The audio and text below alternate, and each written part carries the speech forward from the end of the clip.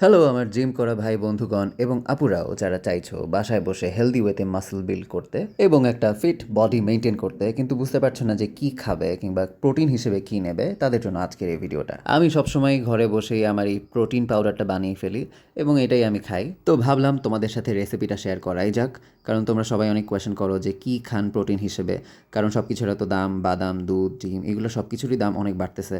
So gym করলে এগুলো আরও বেশি খাওয়া লাগে। সো হেলদি ওয়েতে কীভাবে কম খরচে মেনটেন করা যায় সেটাই আজকে শেয়ার করছি। আধা কেজি মুগ ডাল, আধা কেজি ছোলা, আধা কেজি বাদাম, আধা কেজি মুসুর ডাল ভালো করে ধুয়ে রোদে শুকাতে দিয়েছি যাতে পানিগুলো ভালো মতো ঝরে যায় এবং শুকনা হয়ে যায়।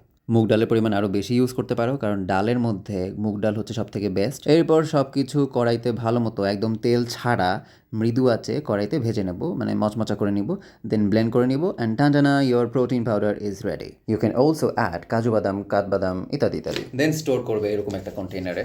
দেখো that smell, I mean I just love it. এখন জাস্ট যখনই ক্ষুধা লাগবে, যখনই মনে হবে যে একটু ক্রেভিংস লাগছে, একটু ক্ষুধা লাগতেছে,